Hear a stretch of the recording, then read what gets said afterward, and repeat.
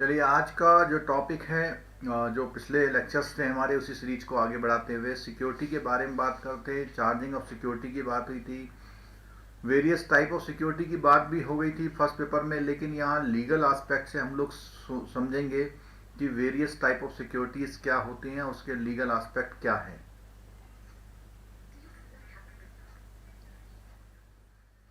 Reema Bajaj, buffering अब नहीं हो रहा है, वो था उस समय थोड़ा सा इशू, अभी सब ठीक है। एक बार आप दोबारा कंफर्म कर दीजिए कि क्या सब कुछ ठीक चल रहा है।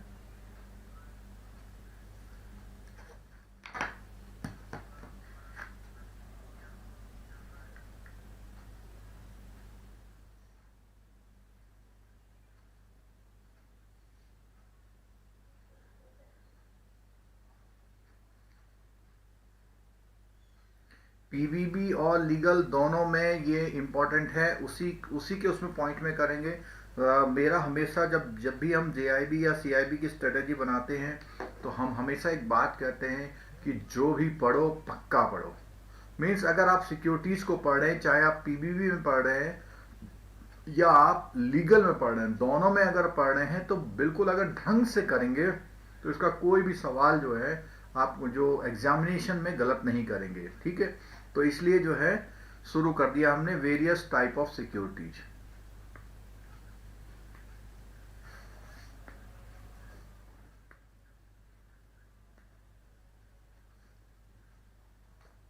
ठीक है, तो इसमें जैसा कि जो टॉपिक का स्ट्रक्चर है, टॉपिक के स्ट्रक्चर में what are unsecured loans and secured loans और वेरियस काइंड ऑफ सिक्योरिटीज। जब हमने ये सिक्योरिटी चार्जेस वाला जब भी हमने कॉन्सेप्ट शुरू किया था, सबसे पहले ये बताया था कि जब सिक्योर्ड लोन्स होते हैं तभी हमारा ये चार्जिंग या सिक्योरिटीज का कॉन्सेप्ट क्लियर होता है। ठीक है, तो इसमें देखिए सबसे पहले क्या है,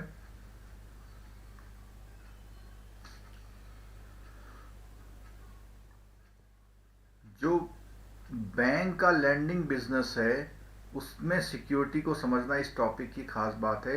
legal status of a banker in case of unsecured loan.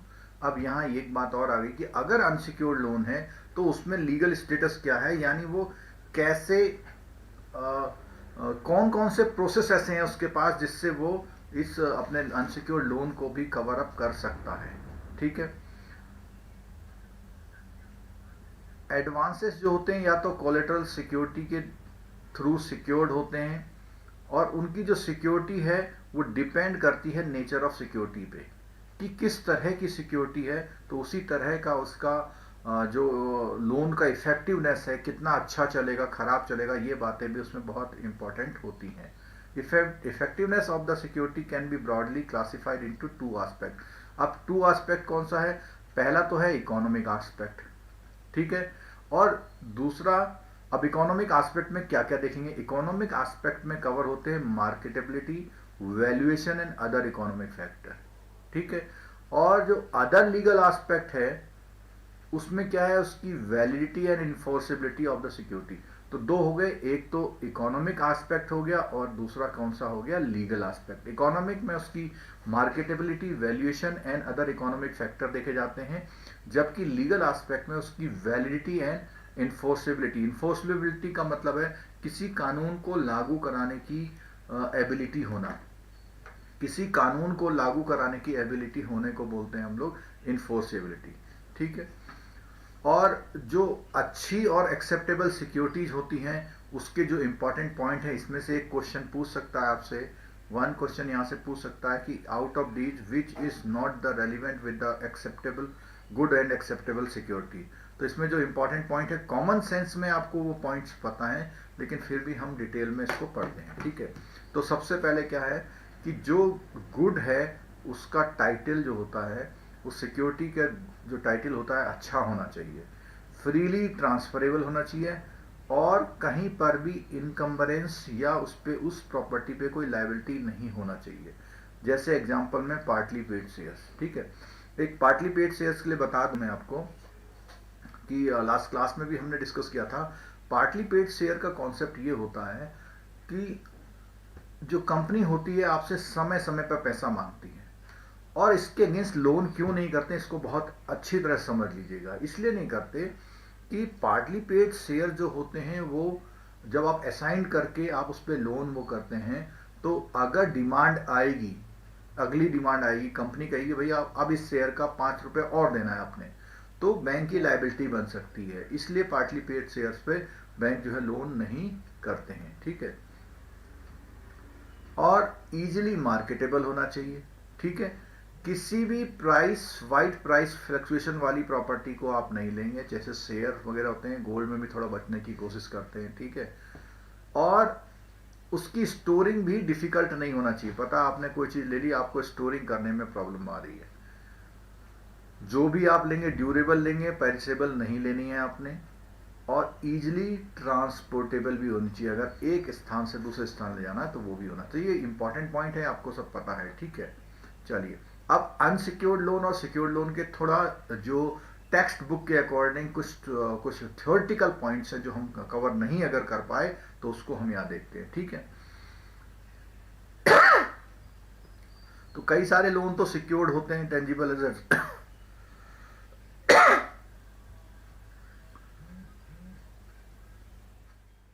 जैसे बॉन्ड से, शेयर से, या मर्केंडाइज डिपॉजिटेड। कुछ बैंक के गोडाउन में होती हैं गुड्स जो होती हैं, कुछ जो है बोरोवर के गोडाउन में होती है, इस तरह से वो कराता। और उनमें क्या है, इसमें एग्रीमेंट जो होता है हाइपोथिकेशन होता है इमूवेबल प्रॉपर्टी वाला। पर आमतौर पर ऐसा होता है जो लोन्स ग्रांटेड होते हैं कुछ विदाउट सिक्योरिटी भी होते हैं। तो unsecured loan is one for the banker has to rely upon the personal integrity. अब देखिए यहाँ पे ये पॉइंट है, एग्जाम में जब आता है कि अनसिक्योर्ड लोन में कौन कौन से पॉइंट्स ध्यान में रखे जाते हैं, तो सबसे पहला पॉइंट आ गया कौन सा, personal integrity of the borrower अच्छी होनी चाहिए। The chief basis of such transaction is personal credit और credit worthiness of the customer. तो ये जो पर्सनल इंटीग्रिटी के अलावा जो इसमें एक बात आ गई कि क्रेडिट वर्दीनेस, उसकी व्यक्तिगत क्रेडिट अपनी जो हिस्ट्री है और उसकी क्रेडिट वर्दीनेस दोनों देखी जाती है। In other word, credit worthiness is a confidence of a banker on future solvency of a person or his future financial strength। तो future solvency, आपने इंसॉल्वेंसी सुना होगा, तो इंसॉल्वेंसी का उल्टा सॉल्वेंसी यानी मजबूती बना रहना, ठीक है। which enables him to take a loan at present and pay in future। all unsecured loan otherwise called the clean loan are dependent on the borrower financial strength to pay the। तो जितने भी unsecured loan होते हैं उनको clean loan नाम दिया गया है, और वो उसकी इंडिविजुअल फाइनेंशियल स्ट्रेंथ पर डिपेंड करते हैं बोरोवर की। अब बात करते हैं सिक्योर्ड लोन में। Secured loan are the antithesis to unsecured loan, यानी कि उसका उल्टा समझ लीजिए आप, ठीक है। These loans are given by the banker not merely based on his confidence to the borrower future financial strength, but also based on his present net worth that he is able to give banker to rely upon the recover money lent in the event of the failure। यानी कि वो अगर वो loan failure हो जाएगा तो उस security से कितना रिकवर हो सकता है उस चीज पे डिपेंड करता है, ठीक है। और बैंक क्या करता है, ask for the charge over property of the borrower so that in the event of failure the by borrower to. और वो जो भी कोई सिक्योरिटी लेता है उस पर एक चार्ज क्रिएट करता है और उसके फेलियर होने पर उसको मेटलाइज कर पाए, उसको पेमेंट कर पाए, ठीक है। सिक्योर्ड लोन क्यों, एक जनरल बात है, क्यों सिक्योर्ड लोन प्रीफर किया जाता है, तो secured loan is preferred over unsecured loan. और यहां पूछता है क्यों ऐसा है, तो क्यों है उसके बारे में देखिए। Common knowledge that lending by a banker is generally for the economic activity of a borrower and recovery of loan given by the banker is mostly dependent on the economic success of the borrower. यानी वो जो भी economic activity कर रहा है उसी से सब कुछ डिपेंड करता है। लेकिन फिर भी ये बोल रहा है कि कई बार क्या होते हैं, various macro and micro economic factors जो होते हैं वो सक्सेस और फेलियर को डिसाइड करते हैं। यानी सब कुछ ठीक है लेकिन आगे आने वाले फ्यूचर में उसकी मैक्रो या माइक्रो इकोनॉमिक की कोई फैक्टर्स हैं जिसकी वजह से वो फेल हो सकता है, उस केस में कुछ और चाहिए। Bankers lending to a customer can access only the existing macro, और वो क्या करते हैं कि केवल वो जो आज की तारीख में उसको ही जज कर सकते हैं। कैन ओनली प्रिडिक्ट सक्सेस और failure on the borrower activity in the future reasonable, बस वो केवल प्रिडिक्ट कर सकते हैं। A banker can not be absolutely certain about the recovery of amount lent if he solely relies on the economic success of the borrower. तो कह रहा है कि केवल इसी चीज पर आप एब्सोल्युटली सर्टेन नहीं हो सकते कि भैया उसकी क्या इकोनॉमिक सक्सेस और बोरोवर होगी। इस कंडीशन से बचने के लिए क्या होता है, वो एक कोई सिक्योरिटी लेता है, और सिक्योरिटी लेने के बाद उसको चार्ज भी करना जरूरी है। अब बोलता है the charge created over the property of the borrower acts as cushion to absorb the shocks of economic failure of the borrower. यानी को वो अगर आपके पास प्रॉपर्टी या सिक्योरिटी है तो कहता है कि उसके जो इकोनॉमिक शॉक्स हैं, जो झटके लग रहे हैं फेलियर होने के, उसको एब्जॉर्ब कर लेता है। ठीक है, as the banker can safely sell the property charged to him recover money lent, this is the primary reason preference of the ये। तो इस कारण से जो है प्रॉपर्टी ली जाती है। आप सभी को मेरा गुड मॉर्निंग, जितने लोग इस क्लास में हैं। बहुत अच्छी बात है कि 7 बजे की क्लास है और 50 लोग से ज़्यादा है, जबकि इवनिंग की क्लास में 50 लोग के आसपास रहते हैं। बहुत अच्छी बात है। और ये जो मेरी सीरीज है, अभी कल से इसके थंबनेल में लिखा जाएगा कि JIB पास होने की गारंटी, और जो बच्चा सारी क्लास ले और पास ना हो तो हमको पर्सनल फोन जरूर करिएगा। हम वो जानना चाहेंगे, ऐसा हो नहीं सकता। तो आपने क्या कमी करी होगी, इसी को हम बताएंगे कि क्या आपने कमी करी है जिसकी वजह से आपको ये प्रॉब्लम आई है। और आने वाले जो 1 महीना है उसमें आप बिल्कुल मोबाइल का यूज बहुत लिमिटेड कर दीजिए।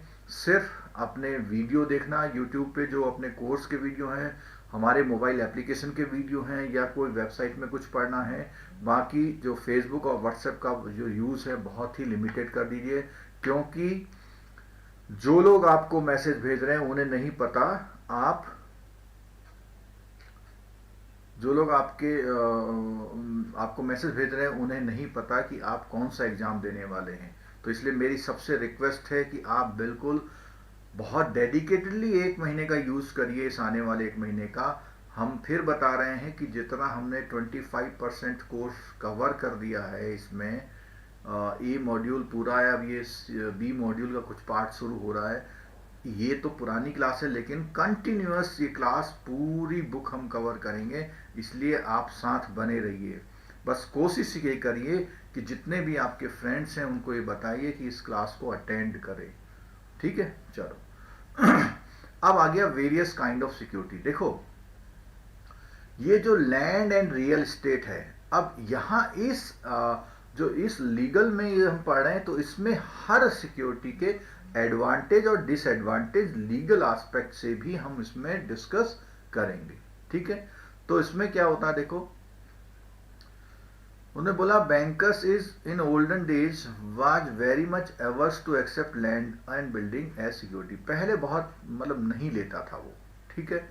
But the prejudice has over a period time change. अब प्रेजुडिस का मतलब एक तरह से कानूनी व्यवस्थाएं या जो आपकी सोच है वो बहुत बदली, और land and building as security बहुत आराम से आप एक्सेप्टेबल करने लगे। कैसे? एज कोलेटरल, अधिकतर advance. More particular to corporate customer जो होते हैं, वो अपना जो शॉप होती है या वो होती है उसको ही गिरवी करके अपने लोन्स लेते हैं। एडवांटेज और डिसएडवांटेज नीचे जो है डिस्कस किए गए हैं। तो सबसे पहले बात करी गई है एडवांटेज की, सबसे पहले बात करी गई है एडवांटेजेस की, काहे की। तो इसमें क्या है, सबसे पहली बात है it's value generally increases with time, यानी ये एडवांटेज में आता है। और with every fall in the value of money the value of land goes up, यानी कि रुपये की वैल्यू जैसे से कम होती आती है, जमीन की वैल्यू वैसे से बढ़ती। जैसे पहले 100 रुपये किलो घी देसी घी आता था, अभी 500 kg में आ रहा है, ठीक है। तो 500 kg कम हो गए, तो ऐसे ही प्रॉपर्टी की वैल्यू बढ़ती जाती है। And due to this scarce availability in developing area its value is bound to increase, यानी जो भी हमारे ऐसे एरियाज हैं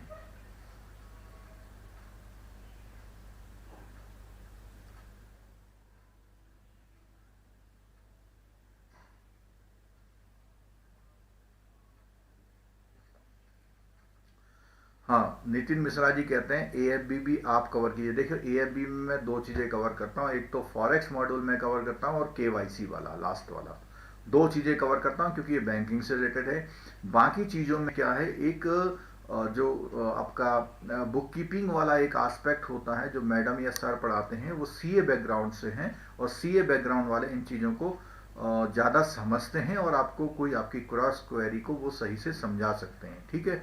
इसलिए उस टॉपिक्स को मैं नहीं लेता। हाँ, इतना ज़रूर है कि एक हमारे इसी में एक सर हैं जो पुराना इलाहाबाद बैंक था, उससे एक काफ़ी एक्सपीरियंस क्रेडिट के सर हैं, उनके भी वर्किंग कैपिटल एडवांसेस के जो कुछ वीडियोज हैं, रेशियो के कुछ वीडियो हैं, आप उनको भी देख सकते हैं। उनसे भी आप कुछ टॉपिक्स में बैलेंस शीट एनालिसिस में जो रेशियो एनालिसिस है वो उनके टॉपिक्स भी हैं, वो भी हम कोर्स में अपग्रेड कर देंगे, उससे भी आप स्टडी कर सकते हैं, ठीक है। क्लियर हो गया।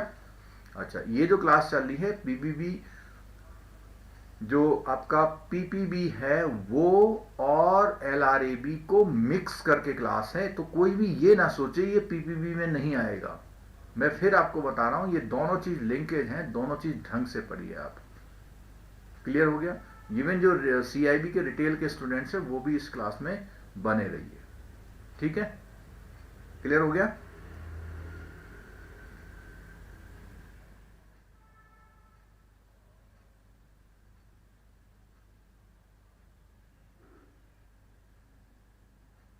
चलिए आगे बढ़ते हैं हम लोग। तो हम लोगों की बात चल रही थी कि एडवांटेज में, तो एक बहुत बड़ा जो एडवांटेज इसमें देखा जाता है कि जो भी लैंड बिल्डिंग है कैन नॉट बी, यानी जहां है वो अगर आप सही से सर्वे करके आए हैं तो वहीं रहेगा। A fact which sometimes is also it, और कई बार यही जो कैन नॉट बी शिफ्टेड वाला एडवांटेज में डिसएडवांटेज में भी, कि क्योंकि अब मान लिया आपको सेल करना है तो आप उसे कहीं ले जा नहीं सकते, वहीं की वहीं रहेगी वो, ठीक है। चलिए अब बात करते हैं इसके डिसएडवांटेजेस की। तो लैंड और बिल्डिंग के डिसएडवांटेजेस क्या, सबसे पहले क्या है, वैल्यूएशन। देखिए जो भी प्रॉपर्टी होती है लैंड बिल्डिंग, उनका वैल्यूएशन, अब बोरोवर तो आके कहता है 5 करोड़ का है, लेकिन आप उसकी बातों से नहीं वो कर सकते, और बहुत सारे फैक्टर्स हैं जिसकी वजह से उसकी वैल्यू वो करती है। पहला फैक्टर है location, size of the property, state of repair, amenities. तो ये सारी चीजें हैं। स्टेट ऑफ रिपेयर से मतलब अभी बिल्डिंग किस हालत में है, और एमेनिटीज का मतलब होता है सुख सुविधाएं हैं, ठीक है, जैसे वहां सड़कें बनी है नहीं बनी है, बिजली है या नहीं है, इस तरह का, ठीक है। इन केस ऑफ फैक्ट्रीज और इंडस्ट्री बिल्डिंग के मामले में मशीनरी, नेचर ऑफ इंडस्ट्री, ये सब चीजें भी देखी जाती हैं। This makes the valuation difficult. Building and the material use on the building are not alike, और हर बिल्डिंग में किसी में मार्बल लगा हुआ, किसी में टाइल्स लगी है, किसी में सिंपल फर्श है, उसमें भी कैटेगरी अलग अलग है, ठीक है। The building must be valued on A conservative basis because the limited market in the event of, और जब उसे आप सेल करने निकलते हैं तो बहुत मतलब ऐसा नहीं कि बस आपने अखबार में निकाला और बिक जाए, तो उसमें लिमिटेड मार्केट अवेलेबल है ऐसा माना जाता है, ठीक है। दूसरी प्रॉब्लम इसमें आती कि भाई इस बिल्डिंग का मालिक कौन है। आप हैं, आपके पड़ोस में आप 50 साल से रह रहे हैं, आपको पता है कि यहाँ ये था, फिर ये था, ये था, ठीक है, लेकिन एक एज ए बैंकर ये बहुत मुश्किल हो जाता है कि प्रॉपर टाइटल कौन है, जब तक borrower himself has title to the property to be mortgage in, तो वो बड़ा मुश्किल हो जाता है उसके लिए, ठीक है। In India the law of succession particularly those relating to Hindu and Muslim, यानी कहते हैं कि जो भी लॉ है सक्सेशन, सक्सेशन का लॉ का मतलब होता है कि आपके पीछे आपकी डेथ हो जाने के बाद इस प्रॉपर्टी को कौन ओन करेगा, इस प्रॉपर्टी को कौन ओन करेगा। आपने सुना होगा हिंदू सक्सेशन एक्ट। तो अविनाश जी बोलते हैं CDE से ज्यादा क्वेश्चन आते हैं PV1। देखो ऐसा कुछ नहीं है, आप मॉड्यूल को अच्छी तरह पढ़ के जाइए, सबसे लगभग बराबर क्वेश्चन आते हैं। कभी एक आध मॉड्यूल में ज्यादा आ जाएंगे, लेकिन अगर आप कोई भी मॉड्यूल प्रॉपरली पढ़ के जाएंगे तो आपके 10 to 15 मार्क्स वहां पर पक्के रहेंगे। आप सही कर देंगे तो आपके उतने मार्क्स जो है आ जाएंगे, ठीक है। हाँ, तो हम बात कर रहे थे सक्सेशन, हिंदू सक्सेशन एक्ट। इसमें क्या होता है कि कि आपकी डेथ के बाद कौन होगा, ऐसे मुस्लिम सक्सेशन दोनों के डिफिकल्ट होते हैं। अगर मान लिया लोन के दौरान उसकी डेथ हो जाए तो उस प्रॉपर्टी पे किसका राइट रहेगा, ये प्रॉब्लम आती है। It is difficult to ascertain whether a person has perfect title to the property और नॉट, ये बहुत मुश्किल सा हो जाता है, ठीक है। Banker would therefore have to consult solicitors and obtain their opinion before accepting the as a security. तो यानी कि अपने वो वकीलों से, अधिवक्ता बोलते हैं इसको, वो जैसे कहते हैं ना सॉलिसिटर जनरल, महाधिवक्ता, ठीक है। तो अधिवक्ता एक तरह से वकील समझ लीजिए, तो उनसे वो सिक्योरिटी के बारे में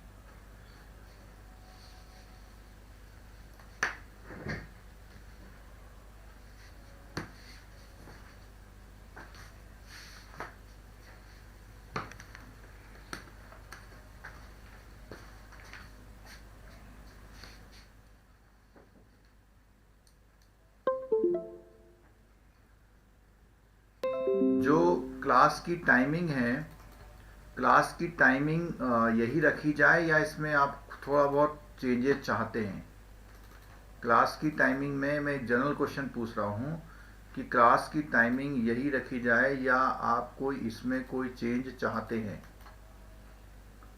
जरा आप लोग आंसर दीजिए, क्लास की टाइमिंग में कोई चेंज चाहते हैं? क्योंकि मैंने तो अगला महीना आप लोगों के नाम कर दिया है, मैंने ये अगला महीना आप लोगों के नाम कर दिया है। आप लोग बताइए कि क्लास की टाइमिंग सही यही है। मॉर्निंग का तो 7 AM चलो ठीक है, इवनिंग का बताइए। मैं आपको ये गारंटी बार बार दे रहा हूं कि अगर आप मेरे साथ क्लास में रहेंगे, मैं आपका JIB पक्का क्लियर करा दूंगा। मैं आपको बार बार ये रेस्ट एश्योर कर रहा हूं कि अगर आप मेरी क्लास में रहते हैं तो मैं आपका JIB क्लियर करा दूंगा। गारंटी के साथ मैं ये बात आपसे बोल रहा हूं।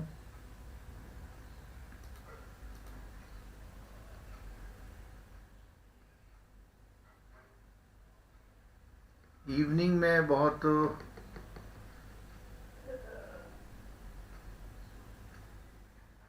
इवनिंग का प्रॉब्लम हो रहा है, तो इवनिंग में मेरे पास 2 ऑप्शन बच रहे हैं।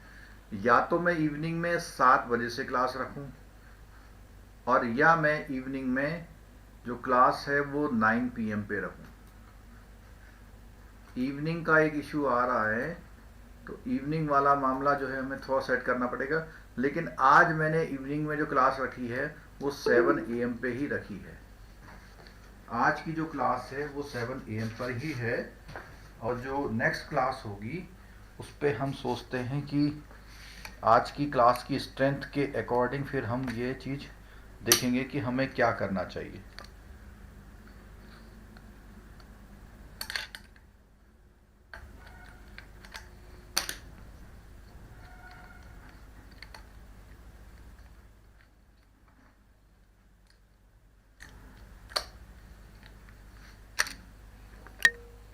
तो 7 और 9 में कई वोट्स आ रहे हैं कि हमें 7 बजे रखनी है या 9 बजे, ठीक है।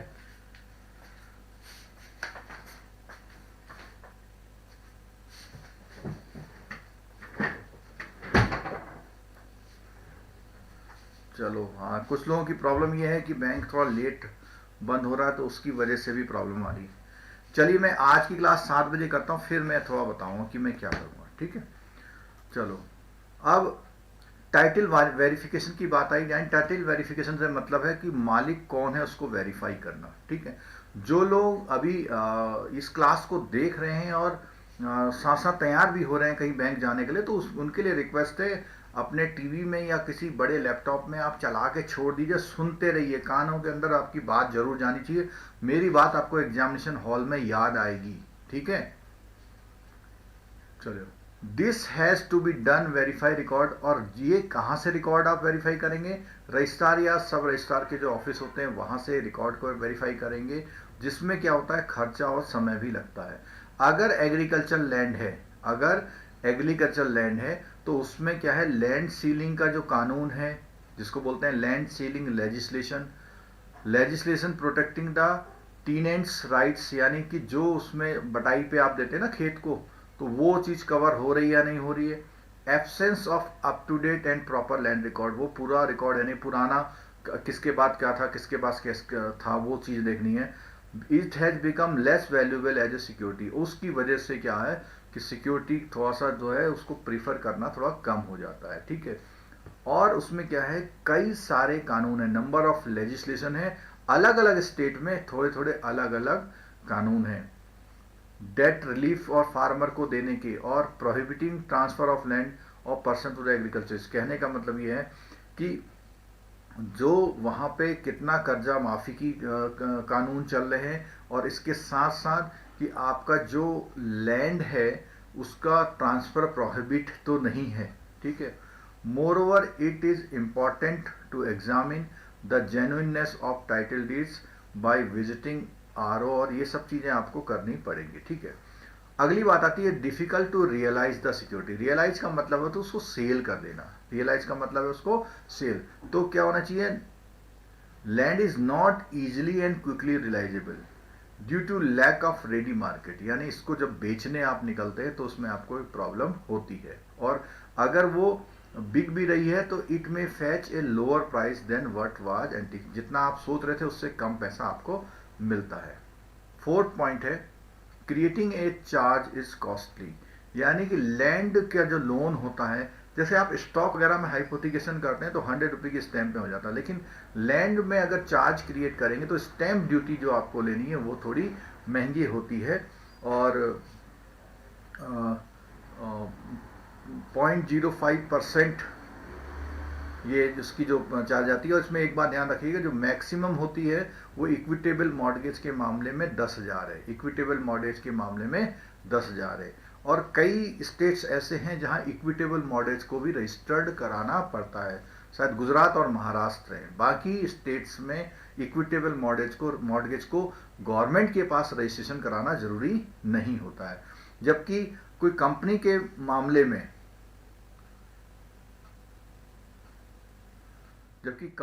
मामले में, ये आरओसी में रजिस्टर्ड कराना जरूरी होता है कि जो आप वो मॉर्गेज कर रहे हैं उसको, ठीक है। Since the remedies under a legal mortgage are better than those under an equitable mortgage, कहने का मतलब है कि जो इक्विटेबल मॉर्गेज है उससे ज्यादा अच्छी मॉर्गेज कौन सी, लीगल। लीगल मॉर्गेज से मतलब है जब आप कानूनी रूप से ऑथराइज ऑफिसेस में इनको रिकॉर्ड करवाते हैं तो लीगल मॉर्गेज, और सिर्फ आप अपने बैंक में रिकॉर्ड मेंटेन करते हैं तो उसको इक्विटेबल मॉर्गेज कहते हैं। However, completing a legal mortgage involves expenses including the stamp duty and lot of formalities, यानी लीगल उसके लिए बहुत ज़्यादा फॉर्मेलिटी होती है। इक्विटेबल मॉर्गेज सिर्फ आप अपने जो बैंक में रजिस्टर होता है उसी में केवल वो करते हैं, ठीक है। अगली चीज आती है difficulty of on account of rent control. जो जमीनें होती, जो हाउसेस होते हैं, उसमें एक रैंड कंट्रोल एक्ट है, रेंट कंट्रोल एक्ट है।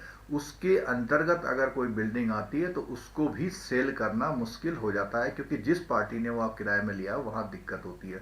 Particularly when a tenant has been occupying for, जब लंबे समय से होता है तो वो खाली ही नहीं करता है, ठीक है। अब यह बात आती है कि जब आप कोई लैंड एंड बिल्डिंग की प्रॉपर्टी ले तो कौन कौन सी प्रिकॉशन रखें। पहली प्रिकॉशन है कि बोरोवर आपका साउंड उसका होना चाहिए, फाइनेंशियल साउंडनेस का बहुत अच्छा होना चाहिए। दूसरी बात है बोरोवर का टाइटल, यानी वो उसका जो मालिक है असली वो कौन है, बोरोवर्स टाइटल, यानी वो उसमें मालिक है या नहीं है, उसके जो right of the borrower to the mortgage है या नहीं है, वो जबरदस्ती किसी के कागज लिया कि जब मेरी ये कर दो उसको, ठीक है। नेक्स्ट पॉइंट है इंक्वायरी रिगार्डिंग प्रायर चार्जेस। कोई पहले से उसने तो कोई लोन नहीं ले रखा है, इसके लिए आप क्या है, रजिस्ट्रार ऑफिस में जो लिस्ट होता है चार्जेस का उससे आप वेरीफाई करते हैं। और कितना बोला, जनरली 30 ईयर। तो बार बार बात आती है हाउसिंग लोन में, दो बातें आती हैं, एक आती है 12 ईयर, एक आती है 30 ईयर। एक आती है 12 ईयर, एक आती है 30 ईयर, 12 साल और 30 साल, दो चीजें। 30 साल की टाइटल चेंज निकालनी होती है, 12 साल का कोई बैंकिंग डिस्प्यूट होता है वो निकालना पड़ता है, ठीक है। The property is free from encumbrance, this is commonly understood as non, NEC बोलते हैं इसको, क्या बोलते हैं, एनईसी, नॉन इनकम्बरेंस सर्टिफिकेट की एनईसी ले आओ, निकलवा लो। और कोई प्रायर चार्जेज अगर होता है तो bankers right will be subject to such prior charge, यानी कि पहले उसका अधिकार होगा जिसने पहले उसमें चार्ज क्रिएट कराया था। ठीक है, चलिए अगला, फ्री होल्ड और लीज होल्ड। ये कुछ बातें हमारी वहां पीछे भी डिस्कस हुई थी पिछली क्लासेस में, लेकिन फिर आपको, तो फ्री होल्ड और लीज होल्ड, फ्री होल्ड और लीज होल्ड का मतलब होता है free hold is the absolute owner, यानी उस पर अब किसी का राइट नहीं है। जबकि लीज होल्ड जो प्रॉपर्टी होती है, one which is taken on lease for a period and the lease holder derives a legal status for the term of years from the freeholder and is free to deal with the land when acting within the terms of the lease within the law during that period। यानी कहने का मतलब यह है कि अगर lease और property है तो जो टर्म्स कंडीशन है उसी के अंतर्गत वो उसको डील कर सकता है। ठीक है, और लीज जब एक्सपायर हो जाती है तो वो लैंड रिवर्ट हो जाती है टू द फ्री होल्डर, यानी जिसने वो दी थी उसके पास ट्रांसफर हो जाती है, जिसने वो दी थी उसके पास वो ट्रांसफर हो जाती है। ठीक है, इन case of lease hold property the unexpired period of the lease is an important consideration. यानी अनएक्सपायर्ड का मतलब, मान लिया आपने 30 साल के लिए लीज ली थी और अभी उसमें 12 ईयर हो चुके हैं, तो इसका मतलब ये हुआ अभी 18 ईयर्स के लिए वो लीज उसका टाइम है, आप लोन जो देंगे वो 18 से पहले पहले साल का देंगे। ठीक है, इन case of lease hold property the unexpired, अच्छा हाँ, नेक्स्ट पॉइंट है the longer the unexpired period of the lease greater the value of security. मैंने बोला था कि जितना लंबा समय उसका अभी लीज बाकी है उतना अच्छा रहेगा। Banks should also ensure by verifying a copy of lease deed that are no onerous covenants such as the necessity of taking the freeholder consent before mortgage। यानी कि उसमें कोई onerous clause नहीं होना चाहिए। इसका मतलब ये है कि जो फ्री होल्ड वाला मालिक है उसकी कंसेंट वाला मामला अगर है तो आपको देखना पड़ेगा। ठीक है, Bankers should also obtain the last ground receipt to ensure that the lease is active. तो वो बोल रहा है एक उसे लास्ट प्रूफ भी लेना है कि हाँ अभी ये एक्टिव है या नहीं है। ठीक है, अगला इसमें इंपॉर्टेंट फैक्टर है वैल्यूएशन ऑफ द प्रॉपर्टी। तो वैल्यूएशन ऑफ द प्रॉपर्टी की बात जब करेंगे तो कुछ 5 पॉइंट हैं जिसको आपको ध्यान में रखना है। जैसे पहला क्या है, आपको एक रिकॉग्नाइज वैल्यूअर की सर्विसेज लेनी है जो इंजीनियर और आर्किटेक्ट होते हैं, और लोकल रियल एस्टेट एजेंट से इंक्वायरी करनी है। लोकल अथॉरिटी का मतलब है डीडीए एमडीए जो भी है उनसे भी पूछना है। ठीक है, और latest sale transaction of the neighbouring, जो आसपास की प्रॉपर्टी है कितने में बिकी है वो ऑब्टेन कर ले तो अच्छा है, और एनुअल रेंटल वैल्यू क्या है, इन सब चीज़ों को आपको देखना है। रजिस्ट्रेशन, कोई भी प्रॉपर्टी का रजिस्ट्रेशन अगर होगा, अगर कब, जब 100 रुपये या उससे ज़्यादा का मनी लोन में देंगे, तो 100 बहुत पुराना लॉ है, तो किसी जमाने में मान लिया कोई 50 रुपये भी लेता होगा, आज से 100 साल पहले की बात कर ले, तो उस कंडीशन में वो बोल रहे हैं कि अगर 100 रुपये से बड़ा कोई भी वो होगा तो उसमें क्या है, mortgage charge is required to be registered unless the charge is an equitable mortgage. यानी कहने का मतलब है कि अगर इक्विटेबल मॉर्गेज है तो एक अलग बात है, अदरवाइज कोई भी आपका तरह का मॉर्गेज है तो 100 रुपये से ज़्यादा की अगर डीलिंग हो रही है आपकी, तो आपको क्या है उसका रजिस्ट्रेशन करना है वहाँ कोर्ट में, जो तहसील में जो होता है ना स्टैंप ड्यूटी वगैरह देके। ठीक है, डॉक्यूमेंटेशन में जब आप हाउसिंग लोन करेंगे तो आपको जो पूरा जो डीड है, मॉर्गेज डीड, बहुत केयरफुली ड्राफ्ट करनी है। उसमें सारे लीगल स्टिपुलेशंस आ जाने चाहिए, जो जो बातें हैं वो आ जानी चाहिए, और विटनेस करी जानी चाहिए एटलीस्ट 2%। ये बहुत इंपॉर्टेंट बात है। जब भी लैंड बिल्डिंग का जो मॉर्गेज होता है तो उसमें 2 लोगों से विटनेस कराई जाती हैं। इन case of simple mortgage it attacks ad valorem stamp, यानी अगर आप सिंपल मॉर्गेज कराएंगे तो एड वैलोरम ध्यान रखना चाहिए। एक शब्द है एड वैलोरम, एड वैलोरम का मतलब है जरूरत के हिसाब से। एट्रैक्ट्स माने आकर्षित करता होता है, लेकिन यहाँ पे है एट्रैक्ट्स का मतलब उतनी आपको स्टैम्प ड्यूटी लगानी पड़ेगी। ठीक है, वेरिफिकेशन ऑफ टैक्स रिसीट, आप हाउस के मामले में टैक्स रिसीट का वेरिफिकेशन भी करिए कि टैक्स उसने दिया है या नहीं दिया है, और लेटेस्ट प्रॉपर्टी टैक्स रिसीट आप उससे ले लिए। कहीं ऐसा तो नहीं है कि टैक्स के एरियर्स उसके बचे हुए हैं। Insurance of the property, property का इंश्योरेंस भी आप कराएंगे, और वो जो प्रॉपर्टी का इंश्योरेंस है प्रॉपर्टी के लॉस, फायर, नेचुरल कैलेमिटी, और it is prudent that case of building the banker insist on insurance of the property for its full value at the borrower expenses. तो ये बात ध्यान रखने का कि पूरी प्रॉपर्टी का फुल इंश्योरेंस कराना है, और वो उसका खर्चा कौन देगा, बोरोवर देगा।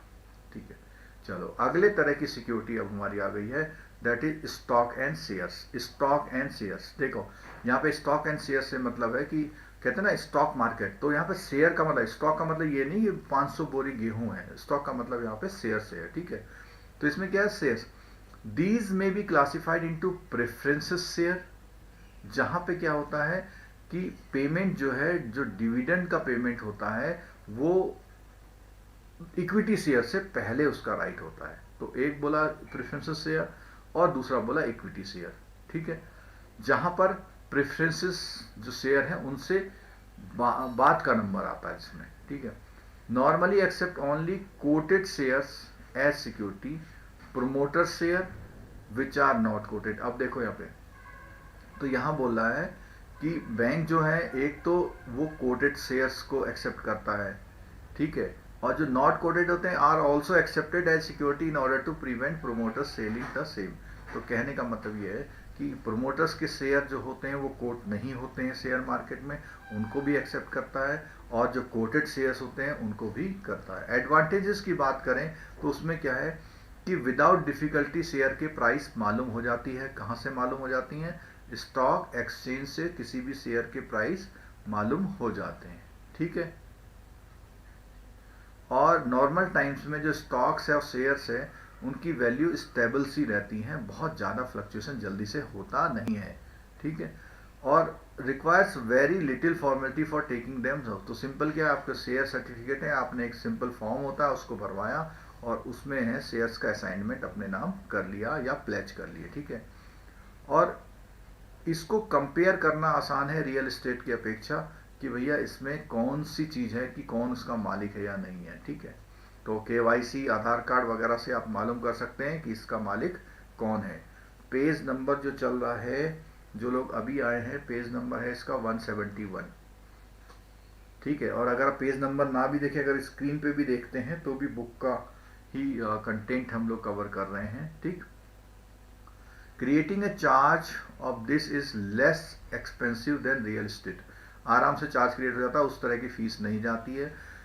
Yield intermittent income by way of dividend. अब इसमें कह रहा है कि इसको जो यील्ड होती है वो एक तरह से जो उसके डिविडेंड होता है उससे मालूम होती है कि भाई कितना डिविडेंड मिल रहा है, which can be appropriated towards the loan account.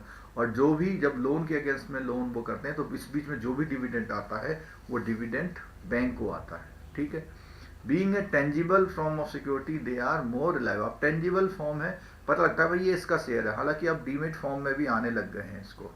ठीक है, the release of such security involves very little expensive formality. तो ये तो बात हुई एडवांटेजेस की। अब बात हम करते हैं किसकी, डिसएडवांटेजेस। डिसएडवांटेजेस की बात क्या कि फ्रॉड प्रोन है भाई, इजी टू रियलाइज है तो फ्रॉड प्रोन है, मतलब उसके कागज इकट्ठा करना बहुत आसान सा हो जाता है। ठीक है, और and as they must be properly secured.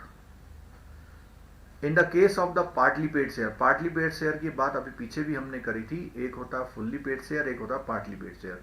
तो उसमें क्या है, डीमेरिट्स होती हैं। क्या, बैंकर्स मे हैव टू पे द कॉल्स। कॉल्स का मतलब मैंने बताया था 2 रुपए है, फिर 3 रुपए है, फिर उसके बाद आपका जो जैसे से कंपनी मांग रही है, तो अगर मान लिया कंपनी ने कहा भाई 5 रुपए अब और दे दो, तो वो आपको पेमेंट करनी पड़ सकती है। ठीक है, partly paid share are subject to violent price fluctuation. तो पार्टली प्लेस जो पेड शेयर होते हैं उसमें क्या होता है, अक्सर प्राइस के फ्लक्चुएशन ज़्यादा होते हैं।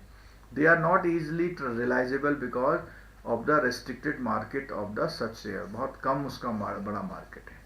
क्या प्रिकॉशन आपको लेनी चाहिए जब आप स्टॉक्स या शेयर को एज ए सिक्योरिटी ले रहे हैं।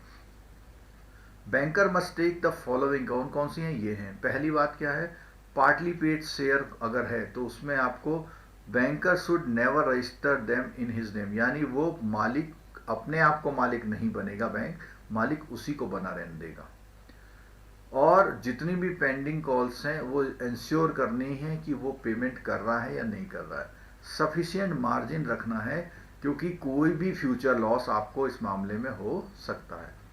The banker should verify share certificate and ensure that the calls are paid properly. ये ध्यान रखना है कि पार्टली पेड शेयर में उसका टाइम से पेमेंट होता रहे।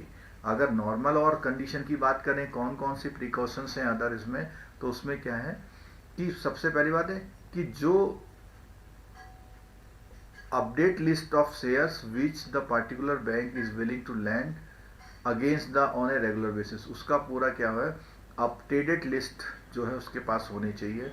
Updating the amount that can be lent against the particular share which is called the card limit at regular interval. इसको ध्यान रखिएगा जरा, updating the amount that can be lent against a particular share which is called the card limit. कहने का मतलब है कि एक बैंक की तरफ से एक समझ लीजिए कि हर शेयर की प्राइसिंग का कोई स्टैंडर्ड होगा, उसको फॉलो करना है। एनुअल रिव्यू करना है उस पोर्टफोलियो का, मोर फ्रीक्वेंटली फॉलो करते रहना है। जो एनुअल रिव्यू आता है शेयर मार्केट में किसी भी शेयर्स का, तो उसके बारे में आप ध्यान रखेंगे। अब आती है अगली सिक्योरिटी, डिवेंचर। डिवेंचर क्या होता है? एक तरह से एफडी होती है, कंपनी को दिया गया पैसा होता है जिसमें एक सर्टेन रेट ऑफ इंटरेस्ट से आपको इंटरेस्ट मिलता है, या fix rate of interest is payable at stated period. तो इस डिवेंचर में, in the case of mortgage debentures, a charge is created on the assets of the company issuing such debenture in favour of the trustee who is responsible to take care of the. इसमें सुन लीजिएगा जरा कि कह रहा है कि जब जो डिवेंचर होता है, डिवेंचर में मान लिया आपने डिवेंचर में पैसा लगाया, आपने 2 लाख रुपए लगा दिए, तो उस कंपनी की जो प्रॉपर्टी में है उस डिवेंचर का मॉर्गेज हो जाता है। और जब भी कंपनी सेल होगी, तो कंपनी सेल होने में डिवेंचर वाले को पैसा पहले मिलेगा। एक तरह का लोन होता है जो पब्लिक से लेती है कंपनी, ठीक है। एडवांटेज क्या है? डिवेंचर बहुत आसानी से सेल हो जाते हैं और ज़्यादा इसका प्राइस फ्लक्चुएशन नहीं होता, क्योंकि फिक्स जैसे रहते हैं। ट्रांसफर करने में मिनिमम कॉस्ट आती है। Bearer debenture are fully negotiable होते हैं। अब debenture are negotiable, fully negotiable मतलब कि आप उसको ट्रीट करेंगे, क्या ट्रीट करेंगे, जब भी आप डीलिंग करेंगे तो बैंक से भी डीलिंग उसकी हो जाएगी डिवेंचर्स की, ठीक है। The rank in the priority to share and mostly secured by the. अब इसमें कह रहा है कि वो प्रायोरिटी होती है, यानी अगर हम बात करें तो पेमेंट में सबसे पहले डिवेंचर को पेमेंट होता है, और उसके बाद जो पेमेंट होता है वो होता है प्रेफरेंशियल शेयर वाले को, और उसके बाद होता है इक्विटी शेयर वाले को, ठीक है। तो इस तरह की प्रायोरिटी होती है। फिर बात आती है डिसएडवांटेज की। If interest is not paid regularly on debenture, it would affect its price and marketability. If the charge of the on property of the company is not registered, the subsequent charges will get a priority. ठीक है, अगर charge registered नहीं होगा उस property को company का, तो उसमें क्या होगा, दूसरे वाले चार्ज को प्रायोरिटी मिल जाएगी। डिवेंचर्स में be issued by company having no power to borrow. अब देखो कई बार क्या होता है, किसी कंपनी को बोरो करने की पावर नहीं, फिर भी वो डिवेंचर इश्यू कर दे रही है। अगर ऐसा है तो वो डिवेंचर आपके किसी भी काम का नहीं है, ठीक है। नेक्स्ट है precaution to be taken while taking debenture as security. कौन कौन सी सिक्योरिटी आपको रखनी है, कौन कौन सी प्रिकॉशन रखनी है जब आप डिवेंचर को रह रहे हैं। तो सबसे पहली बात है कैसे नेचर का डिवेंचर है, ये आप देख लें कि वो अनसिक्योर्ड है या सिक्योर्ड है, ठीक है। फिर दूसरी बात होती है बोरोवर पावर क्या है, बोरोइंग पावर क्या है कंपनी की। पता लगा कंपनी की बोरोइंग पावर नहीं, फिर भी वो डिवेंचर ला के आपको उस कंपनी के डिवेंचर आपको दे रही जिसकी कंपनी की बोरोइंग पावर है ही नहीं, और आप उसके अगेंस्ट में लोन कर दे रहे हैं, तो ऐसा भी नहीं करना है।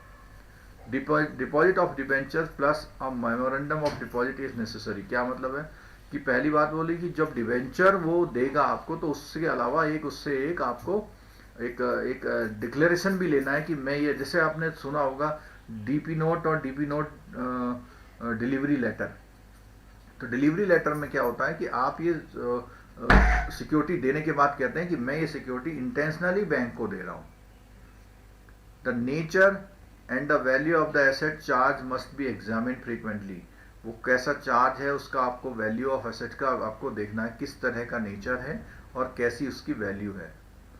Banker must find the whether there are any uncancelled, अब देखो इसको ढूंढ लेगा कि बैंकर को श्योर करना पड़ेगा कोई अनकैंसल्ड रिडीम्ड डिवेंचर तो नहीं है, अगर ऐसा है तो उसके अगेंस्ट में लोन नहीं देना है। ठीक है, चलिए नेक्स्ट बात आ गई हमारी गुड्स पे। जितने लोग क्लास देख रहे हैं और लगातार क्लास में आइए, ये मेरी गारंटी है आपका JIB हम यहाँ से पास कराएंगे। ठीक है, और खासकर से वो लोग जिनको किताब देख के नींद आने लग जाती है या किताब की 2 लाइन पढ़ने के बाद किताब बंद कर देते हैं, वो लोग हमारी क्लास में जरूर रहें। और बाकी जिन लोगों ने रिवीजन करना है उनके लिए भी बहुत अच्छी।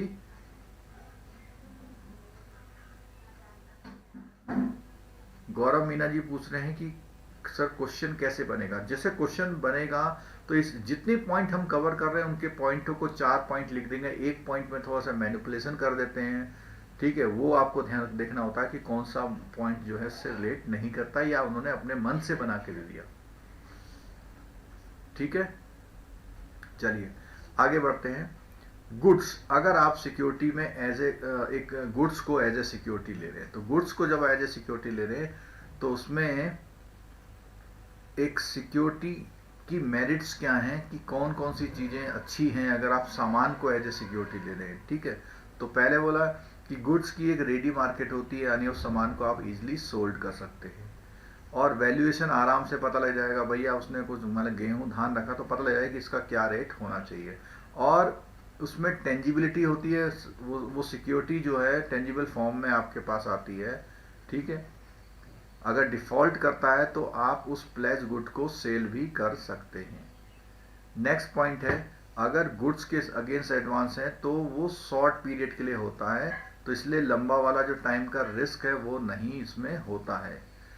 कुछ स्टेट्स को छोड़ के जहां पे स्टैम्प ड्यूटी हैवी है, गुड्स पर जो चार्ज है वो क्रिएट करना लेस कॉस्टली होता है।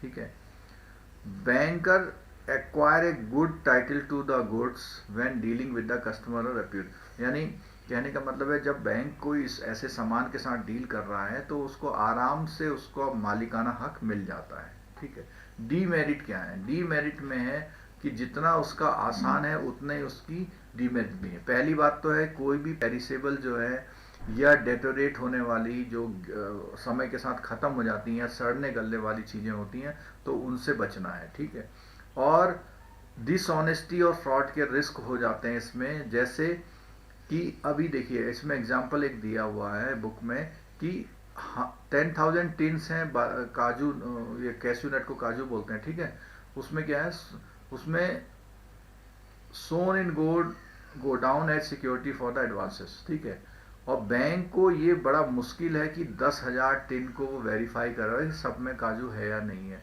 इसके बारे में एक एक्सपीरियंस मैं बताता हूँ आपको। एक बार एक शुगर फैक्ट्री का एडवांसेस करने हम गए थे, तो उसने बोला कि ये जो टैंक बने हुए हैं इन टैंकों में अंडरग्राउंड टैंक थे, उसमें गन्ने का रस का जो सीरा होता है जो जो जिससे शराब वगैरह बनती है या खाद भी बनती है, कि ये भरा पड़ा है। तो एक टैंक उन्होंने नाप के दिखा दिया, देखो इतने वॉल्यूम का है, लेकिन ये बहुत ही मुश्किल था कि वो उनके 15-16 टैंक थे कि क्या सारे एक ही साइज के टैंक हैं या नहीं है, कुछ भी कहना मुश्किल था। तो कभी कभी ऐसा भी मुश्किल समय आपको आ जाता है। ठीक है, the value of security in certain cases more particularly in electronic consumer goods subject to wide, मतलब जो फोन है या टीवी है इनके बहुत रेट क्या होते हैं, बहुत ज़्यादा फ्लक्चुएट होते हैं, तो इसलिए वैल्यूएशन डिफिकल्ट हो जाता है और कई वैरायटियाँ होती हैं उसकी।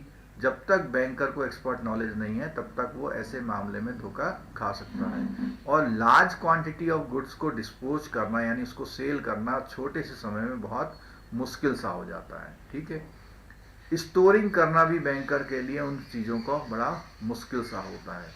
Transporting the goods from borrower premises to the bankers premises, और उसके बाद उसको सेल करना बहुत कॉस्टली हो और कंज्यूमिंग अफेयर्स होता है, मतलब बहुत टाइम कंज्यूमिंग अफेयर्स होता है। Banker releases goods for sale on the execution of trust receipt, the money realise the sale of such goods may not be devolve. देखो ये ट्रस्ट रिसीट का हमने लास्ट क्लास में बताया था कि ट्रस्ट रिसीट क्या होती है। ट्रस्ट रिसीट वो होती है जब बैंकर ने कोई लोन किसी गुड्स के अगेंस्ट में किया हुआ है और वो गुड्स बैंकर नहीं बेच पा रहा, तो बैंकर उसी बोरोवर को बोलता है भैया ये सामान आप बेच के हमें पैसा दे देना, बिना लोन जमा करे हुए बैंक उसको सामान दे रहा है।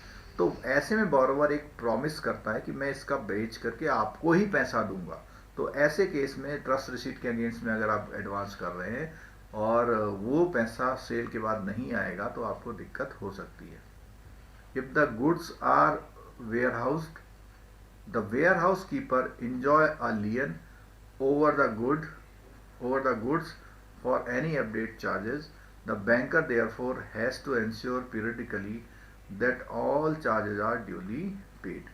तो ये भी एक इसका बहुत इम्पॉर्टेंट है कि जब भी वो कहीं किसी गोडाउन्स में वो कोई चीज़ रखता है तो उसमें उसका लियन प्रॉपरली होना चाहिए और उस गोडाउन के सारे खर्चे दे दिए जाने चाहिए।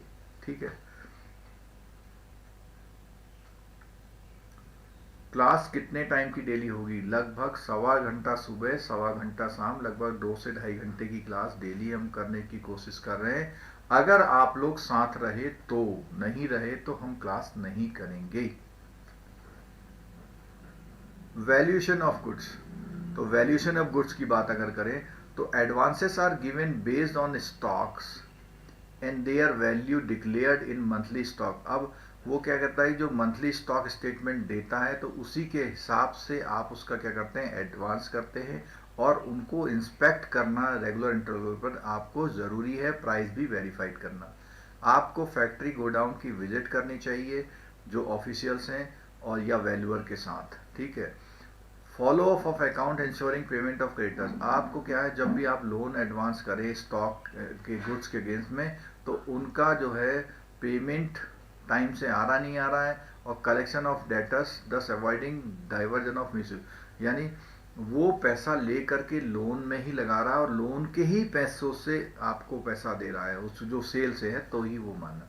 क्या प्रिकॉशन आपने इस मामले में लेनी है तो इसको देख लेते हैं। प्रिकॉशन के मामले में, प्रिकॉशन की अगर हम बात करें तो पहली बात तो है जो गुड्स होती हैं ऐसी गुड्स में वो करना जो जेन्युइन ट्रेडर हो उन्हीं को करना है, स्पेकुलेटर को नहीं करनी है। और जो लोन है वो शॉर्ट पीरियड के लिए देना है आपको, और जो उसकी क्वालिटी है लाइकली टू ड्यू, मतलब ऐसे इसलिए शॉर्ट पीरियड में देना है कि अधिकतर क्या होगा, गुड्स की जो क्वालिटी होती है कुछ समय बाद कम हो जाती है। ठीक है।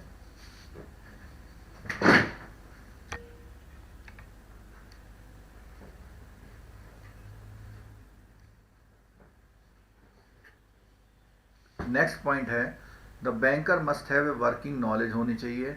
जिस भी सामान को वो डील करता है तो उसकी कैरेक्टर क्या है, उसका प्राइस क्या है, उसका मूवमेंट और स्टोरेज वैल्यू को ध्यान में उसे रखना है। जो कैसी गुड्स की स्टेट क्या है, लिक्विड है, सॉलिड है, क्या है, उसका आपको पता होना चाहिए, किस स्टेट में है वो कंफर्म करना चाहिए। और वो किसी का इंश्योरेंस गुड्स का है या नहीं है, थेफ्ट और फायर का, वो भी आपको देखना है। आपको वेरीफाई और कंफर्म करना है कि टाइटल ऑफ द बोरोवर वो उस गुड्स का मालिक है या नहीं है। ठीक है। कैसे आप करेंगे, इनवॉइस या कैश मेमो से। Banker as a pawnee, banker क्या होता है, एक पॉनी होता है, लाइबल होता है अगर बैंक ने उसकी गुड्स की रीजनेबल केयर नहीं करी। जो गुड्स उसने एज ए प्लेज अपने पास रखी, अगर रीजनेबल केयर नहीं करी तो उसका जो हर्जाना खर्चा होता है, डैमेज और पिल्फरेज होती है, वो उसको देनी पड़ती है बैंक को। ठीक है। गुड्स की प्राइस जो है बहुत एक्यूरेटली असरटेन करनी चाहिए। Necessary margin must be taken by the banker to protect himself against fluctuation in the price of goods. ये ध्यान में रखना है कि जो भी मार्जिन रखना है, क्योंकि फ्लक्चुएशन होने में आप लॉस में जा सकते हैं। नेक्स्ट पॉइंट आती है, अब देखो बैंकर मस्ट ऑब्टेन एब्सोल्यूट और कंस्ट्रक्टिव पोजीशन। अब देखो जितने लोग पुरानी क्लास में नहीं थे उनको ये पता नहीं होगा एब्सोल्यूट और कंस्ट्रक्टिव पोजीशन क्या होता है। जिन लोगों ने पुरानी क्लास ली थी वो हमको ये बताएं कि कंस्ट्रक्टिव पोजीशन क्या होता है, वो हमको ये बताएं। इधर रहने दो, इधर रहने दो, इधर इधर। जिन लोगों ने लास्ट क्लास ली थी वो जरा कंस्ट्रक्टिव पोजीशन का मुझे एग्जाम्पल दे दीजिए। जिन लोगों ने लास्ट क्लास ली थी हमारी, वो लोग ये बताएं कंस्ट्रक्टिव पोजीशन किस केस में होता है। एक होता है एब्सोल्यूट पोजीशन और दूसरा होता है कंस्ट्रक्टिव पोजीशन।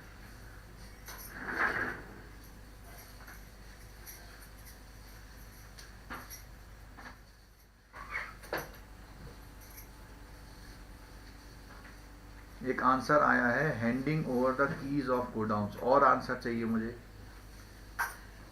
कैलाश जी ने कहा है where the registration of mortgage notified area और एनीवेयर, प्लीज एक्सप्लेन। ये जब मैं मॉर्गेज की बताऊंगा तो ये बिल्कुल पक्का क्वेश्चन है मॉर्गेज में आने वाला, मॉर्गेज की जब क्लास होगी ये मैं बताऊंगा। Warehouse is receipt of bill of lading. चलो हाँ बिल्कुल ठीक है, बहुत सारे आंसर आ गए। कंस्ट्रक्टिव पोजिशन में होता है कि आप वास्तव में सामान तो अपनी कस्टडी में नहीं रख रहे हैं, वास्तव में सामान तो अपनी कस्टडी में रखें, लेकिन एक ऐसा की या उसकी रिसिट, ऐसी एक चीज जिससे आपका मालिकाना हक साबित हो, तो वहां पर कंस्ट्रक्टिव डिलीवरी होती है। एब्सोल्यूट डिलीवरी में क्या होता है, वास्तव में वो सामान आपने कस्टडी में ले लिया। ठीक है। गणेश राम यादव जी ने बिल्कुल सही आंसर दिया हुआ है। ठीक है कि जहां पे क्या होता है पोजीशन बोरोवर के पास रहता है, पर इसमें यह है कि जरूरी नहीं बोरोवर के, किसी थर्ड पार्टी के पास भी हो सकता है। ठीक है, ठीक हो गया। In case of hypothecated goods the bank should obtain from the borrower और written undertaking that the goods are not charge to any bank. जब भी आप हाइपोथिकेटेड गुड, पता लगा उसने लोन ले रखा, मुद्रा लोन, दो जगह से मुद्रा लोन ले लिया, वही सामान आपको दिखा रहा, वही सामान दूसरे को दिखा रहा, तो ऐसी कंडीशन से बचना चाहिए। और इसमें जो है देखो, जब भी गुड्स के अगेंस्ट आप वो करते हैं तो उसमें ये जो टाइटल ऑफ गुड्स है ये बहुत जरूरी है। उसका ये है section 24 sales of goods act 1930 का एक्ट है, जिसमें आप कोई भी चीज की सेल करने का कानून बना हुआ है। तो उससे आप क्या, a document used in ordinary course of business as a proof of position or control of goods authorising or purporting the authorise either by endorsement or delivery. कहने का मतलब ये हुआ कि कोई भी ऐसा प्रूफ पोजीशन का और कोई भी ऐसा डॉक्यूमेंट जिससे पता लगता हो आपके पोजीशन की चीज आपकी है, वो सेल्स ऑफ गुड्स एक्ट 1930 में सेक्शन 24 में डिफाइंड है। ठीक है।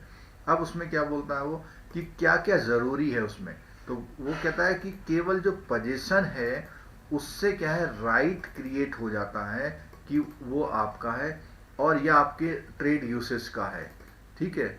और जो गुड्स होते हैं उनको रिप्रेजेंट करने के लिए एक डॉक्यूमेंट की जरूरत पड़ती है कि भैया देखो ये इसका बिल है, तो आप उसके मालिक हैं, ये मान लिया जाएगा। ठीक है। Goods represented by the document can be transferred by endorsement or delivery of the document। ठीक है। The transferee of the document can take delivery of goods in his own right। यानी क्या है, वो जो जिसके पास उसका अधिकार है वो उन सामानों को अपनी कस्टडी में रख सकता है।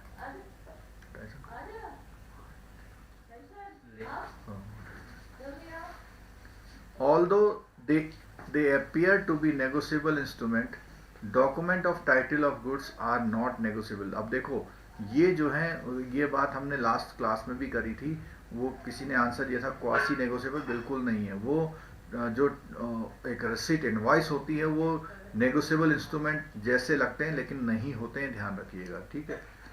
Title of bona fide transferee for value can be affected by defects in the title. अगर वो कहता है कि भाई अगर आप उसमें कोई डिफेक्ट है टाइटल में तो वो आपको भी इफेक्ट करेगा। They may be called the quasi negotiable instrument. यहाँ पर इनको क्या बोला हुआ, क्वासी नेगोशिएबल इंस्ट्रूमेंट बोला हुआ, यानी जो लगते तो हैं लेकिन नहीं हैं। इसमें लास्ट क्लास में किसी बच्चे ने ये बोला था कि शायद माही ने बोला था कि जो ये गुड्स के डॉक्यूमेंट हैं वो क्वासी नेगोशिएबल है, तो मैंने वहां उनको मना किया था। लेकिन यहाँ पे बहुत क्लियरली लिखा हुआ है कि they may be called, they may be called quasi, मतलब बिल्कुल श्योरली नहीं, उनको कह सकते हैं वाली बात है। ठीक है। तो जो उस दिन उस क्लास में जिन्होंने कमेंट किया था, अगर वो क्लास इस समय देख रहे हैं तो कमेंट कीजिए, जिन्होंने एक कमेंट किया था कि ये जो है गुड्स के टाइटल एक क्वासी नेगोशिएबल इंस्ट्रूमेंट है। क्वासी माने आधा, क्वासी माने आधा। ठीक। क्वासी जुडिशरी, जैसे कंज्यूमर कोर्ट को बोलते हैं क्वासी जुडिशरी बॉडी। ठीक है। हाँ, आगे क्या बोलता है, और एग्जाम्पल में बोलता है bill of lading, dock warrant, warehouse keepers receipt, railway receipt, ये सारे एग्जाम्पल्स हैं। Document of title of good must be distinguished from other document like the warehouse keeper non transferable receipt where which are mere acknowledgement of the goods. Document title goods preferred the banker because under, अब ये देखो, एक ये presidency town insolvency act है 1909 का, और दूसरा है section 28(3) of provincial insolvency act 1920 का. Position of goods represent by such instrument duly endorse in his favour are taken out the order of insolvent. ये कोई इंपॉर्टेंट बात नहीं थी इसमें. चलो आगे बढ़ते हैं. ना ही क्लास ले रही है. वेरी गुड, आपने ही बोला था. क्षमा कीजिएगा अगर मैंने कोई गलती कर दी थी उस दिन. चलिए, merit of this security by mere pledge of the instruments of the goods are pledged and serve as a good security. ठीक है, बाय मेयर प्लेज. अब उसमें क्या है कि केवल मेरिट का होला, केवल प्लेज कर ले से ही आप बहुत आराम से उसके आपके लिए एक अच्छी सिक्योरिटी बन जाती है. और जो पर्सन जिसके पास पोजीशन होता है वो एक तरह का बहुत बड़ा अधिकारी हो जाता है उस चीज़ का कि हाँ इसका मालिक मैं हूँ. Transfer thereafter is entitled to take delivery of the goods and जोन है. और उसके बाद क्या होता है, बैंक क्या होता है उसका पूरा अधिकारी हो जाता है. The document are easily transferable and the formality involve are less compare to the mortgage. क्या होता है, बहुत आराम से डॉक्यूमेंट को आप ट्रांसफर कर सकते हैं. डीमेरिट की बात आए तो डीमेरिट में डिसऑनेस्टी वाला है कि कोई भी कह सकता है कि ये जो मेरा है, और since the bill of lading और रेलवे रिसीट और a warehouse keeper receipt does not certified, वो सब मतलब जो भी वो कागज लिया है उसी को आप मान लेते हैं ठीक है. तो एक तो सर्टिफाइड नहीं है, और गारंटी द करेक्टनेस की जो कंटेंट है उसके बारे में, बैग उसने जो पैकेजिंग उसने रखी है उसके बारे में कोई करेक्टनेस नहीं है. उसने कहा कि मेरा जो है 500 बोरी आलू ट्रेन से आ रहा है, लेकिन अब वो आलू है या नहीं है, खराब है क्या, कुछ नहीं कह सकते. ठीक है, तो ऐसे मामले में बैंकर को कोई भी रेमेडी नहीं होती है, क्योंकि against the carrier and the warehouse keeper if they turn out containing worthless goods. यानी कि वो कोई ऐसा सामान निकला है जिसकी कोई वैल्यू नहीं, तो उसमें नुकसान हो सकता है. डॉक्यूमेंट क्या है, आराम से फोर्स्ड और ऑल्टर्ड. ऑल्टर माने बदलाव किए हुए. ठीक है, the document might can be forced one or even if genuine the quantity may be altered. ठीक है, तो कुछ ऐसा हो सकता है. नॉट नेगोशिएबल डॉक्यूमेंट की हमने बात करी, जिसको हम क्वासी नेगोशिएबल पे बात कर रहे थे. Document not being not negotiable, the transferee of such document will not get better. तो will not get better title, ये ध्यान रखना कि नेगोशिएबल इंस्ट्रूमेंट में तो बेटर टाइटल हो जाता है उसका, लेकिन नॉट नेगोशिएबल बेटर टाइटल कि जब आपने किसी को ट्रांसफर कर दिया तो वो उसका मालिक हो जाएगा, लेकिन इस मामले में ऐसा नहीं होता है. ठीक है, अनपेड वेंडर राइट. अब ये भी हमने, हालांकि इसमें से कुछ पॉइंट हमारी लास्ट क्लास में कवर हो चुके थे, फिर भी हम इस पर रिवीजन कह लीजिए, क्योंकि वो हमने पीपीबी में पढ़े थे, यहाँ हम लीगल में पढ़ रहे हैं, दोनों का मिक्स ब्लेंडिंग कर रहे हैं. ठीक है, तो अगर अनपेड है यानी कभी उसने, आपने कोई 10 लाख का माल खरीदा, 5 लाख उसे दे दिया, 5 लाख अभी नहीं दिए, तो वो बंदा रास्ते में कभी भी आपसे माल को वापस ले सकता है, क्योंकि आपने उसका पेमेंट पूरा नहीं किया. तो ये इसका एक डीमेरिट होता है. लॉस डॉक्यूमेंट, कई बार क्या होता है, सामान का जो ओरिजिनल डॉक्यूमेंट होता है खो जाता है, तो ऐसे मामले में क्या होता है, इंडेमनिटी बॉन्ड एक किया जाता है उसके, और लेकिन इसमें क्या है, मिसयूज हो सकता है कि पता का उसने खोया नहीं है, कहीं और पे गिरवी रख दिया और डुप्लीकेट लेके आपके पास आ गया. तो ऐसे मामलों में हमें बचना चाहिए. To avoid such contingency the banker can give the notice to the carrier regarding his interest and the pledge. यानी जहां वो कह रहा खो गया है, तो वहां पे वो चिट्ठी भेज के पता कर सकता है कि भैया खोया है या नहीं है. कौन कौन सी प्रिकॉशन आपने इस मामले में रखनी है, कौन कौन सी प्रिकॉशन आपने इस मामले में रखनी है. The document must be examined thoroughly to ensure that they are genuine और and for recent origin. यानी कि वो उनके बारे में देखना है कि वो genuine होना चाहिए, और in case of bill of lading they are prepared generally in triplicate. ये बात हमें पहले भी हो चुकी है पिछली क्लास में. ट्रिप्लीकेट होना चाहिए और सारी कॉपी आपको लेनी है उससे, क्योंकि किसी के पास भी कोई कॉपी तो वो छुड़वा लेगा सामान वहां पे जाकर के. ठीक है, otherwise the carrier is release from the obligation by delivering the goods on the presentation or anyone. ठीक है, ये बात मैंने बोल दी. Banker should ensure that the document do not contain any onerous clause की बात आ रही है, और प्रीजुडिशियल रिमार्क उसमें नहीं होना चाहिए, कोई कंडीशन ऐसी नहीं होनी चाहिए कि आप उसमें बाद में फिर परेशान हो जाएं. Banker should ensure that the goods are adequately covered by insurance for full value against risk of theft, fire, ये सब इंश्योरेंस होनी चाहिए। और the banker should ensure a get a consignee copy and the bank name being enter as consignee, तो bank का नाम उसमें as a consignee होना चाहिए, so that the endorsement transfer title of, कभी वो जरूरत पड़े तो किसी और के नाम ट्रांसफर बैंक कर पाए। ट्रस्ट रिसीट की बात करी थी, ट्रस्ट रिसीट को हमने पहले भी बता दिया था कि विदाउट पेमेंट अगर कोई लेटर दे के सामान छुड़ाया था उसको लेटर ऑफ ट्रस्ट बोलते हैं। तो इसमें क्या है, so also in the case of goods have to the bank the reason, और उसमें क्या बोलता है वो, इस ऐसे केसेस में बैंक क्या था, the borrower on sale of goods has to hold proceed in the trust of the banker, the goods taken under the such trust receipt of the sale proceeds thereof are not available to the official receiver. तो कहने का मतलब ये है कि जब भी bank ऐसे मामलों में सामान छोड़ेगा बिना पेमेंट दिए तो एक ट्रस्ट लेटर रहेगा, और उसमें जो है कुछ प्रिकॉशंस उसने रखनी है कि जो बंदा वो सामान ले जा रहा है कि वो पैसा, उसको सामान को बेचने के बाद उसका पैसा जो मनी है वो आपको ही जमा करेगा। और ये एक इम्पॉर्टेंट पॉइंट आ गया, ये आपका क्वेश्चन एग्जाम में रखा हुआ है, आप जब जाएंगे 6 तारीख को एग्जाम देने या 13 तारीख को, तो एग्जाम रखा होगा, वो बोलेगा जो ट्रस्ट लेटर होता है उसमें क्या क्या चीज़ें होनी चाहिए, ट्रस्ट लेटर में क्या क्या होना चाहिए। तो पता है, borrowers recognition on banks right in the goods as security in case of sale the proceed है, यानी कि वो उसमें बिल्कुल साफ साफ लिखेगा कि जो बैंक का राइट है उस पर, उस सिक्योरिटी पर है, अगर वो बेच भी देता है तो भी उसके पैसों पर उसका राइट्स है। द प्रोसीड दे रहा, प्रोसीड का मतलब है जो सेल्स करने से आपको रुपया मिलेगा उसको प्रोसीड बोलते हैं, ठीक है। और क्या है, बैंकर्स बोरोवर की अंडरटेकिंग होनी चाहिए कि भैया ये जो सामान को रख रहा है अपने पास in the trust for the banker रख रहा है, एक। दूसरा कहता है उसकी प्रॉपर स्टोरेज को इंश्योर करेगा और इंश्योरेंस करेगा अपनी कॉस्ट पे। अगला क्या है, वो जो बायर जिसको वो सामान बेच रहा है उसको डायरेक्ट करेगा पेमेंट करने पर कि भैया ये सारा पैसा मुझे मत दो, बैंक को दे दो। नेक्स्ट पॉइंट है उसका, और अगर कुछ सामान अनसोल्ड गुड्स बचेगा तो उसको वो रिटर्न कर देगा, अगर अनसोल्ड बचेगा तो उसको वो रिटर्न कर देगा। बैंकर्स रिक्वेस्ट और dispose in the same as the directed by the banker, ठीक है। चलिए नेक्स्ट आ गया लाइफ इंश्योरेंस पॉलिसी। तो लाइफ इंश्योरेंस पॉलिसी के जो है 2 पर्पजेज होते हैं।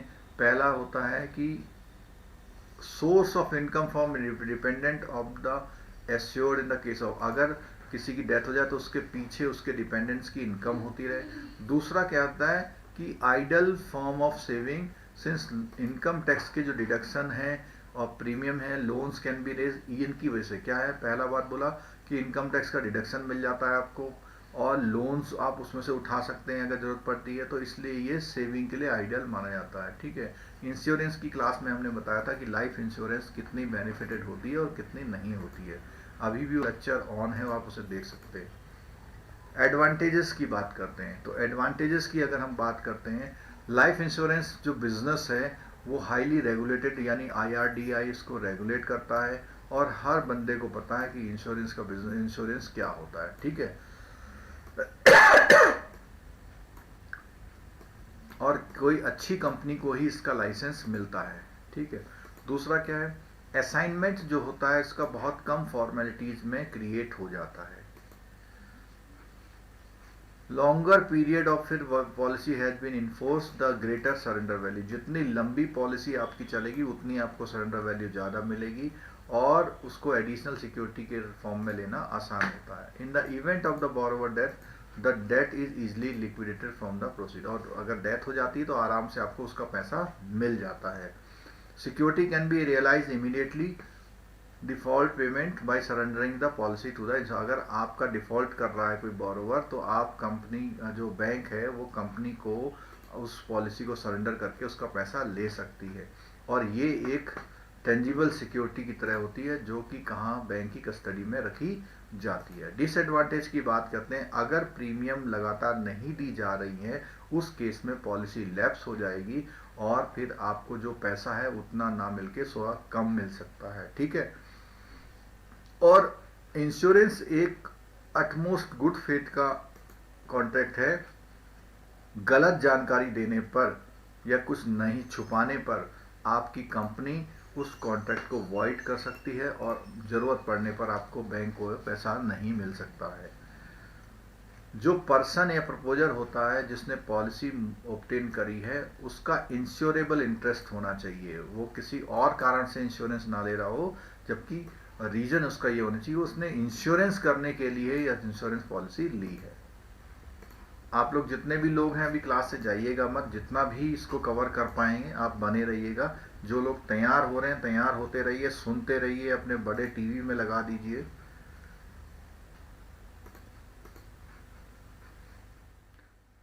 कान में लगा के चले जाइए, लाइव तो चल रहा है।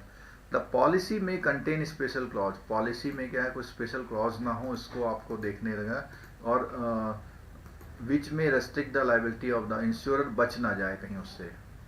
विच the banker accept a policy coming under a married women property act के अंतर्गत में कोई पॉलिसी ना आ रही है, उसको भी ध्यान में रखना है, नहीं तो आप पैसा नहीं ले पाएंगे, पहले वो उस पत्नी को मिलेगा। There is facility open duplicate policy in the original loss, तो अगर कभी वो डुप्लीकेट पॉलिसी ला रहा तो उसका मिसयूज कर सकता है, तो उसके लिए आपको ध्यान में रखना है। Banker should therefore verify no duplicate policy has been issued in the policy, no encumbrance, मतलब वहां से बिल्कुल कंफर्म कर ले, पता लगा डुप्लीकेट पॉलिसी लेके वो कहीं और घूम रहा है और आप हो। प्रिकॉशन टू बी, क्या आपको प्रिकॉशन रखनी है, उस प्रिकॉशन के बारे में अगर हम बात करें, जो आप असाइन कराने भेजेंगे तो आपको डायरेक्टली भेजना है इंश्योरेंस कंपनी को, ये नहीं कि उसके हाथ में पकड़ा दी जा वही करा ले आओ, ठीक है। Banker should see that the age of the insured is admitted, banker should ensure the regular payment of the premium, ये सब करना है। गोल्ड लोन की बात करते हैं, अगर हम गोल्ड लोन की बात करें, देखिए इसमें जो है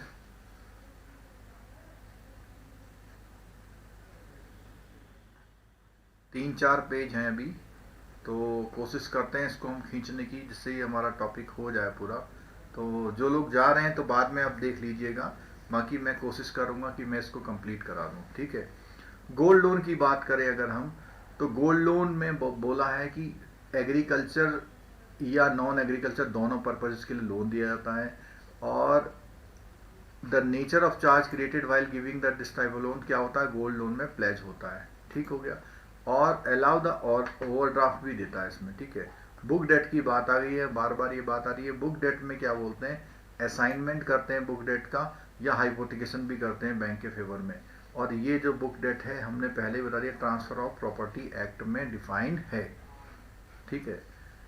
no assignment must be in writing and sign by the transferor on his duly authorised agent, तो कहना है कि कौन कौन सा प्रोसीजर वो कह रहा है, तो कह रहा है assignment must be in writing होना चाहिए, ठीक है।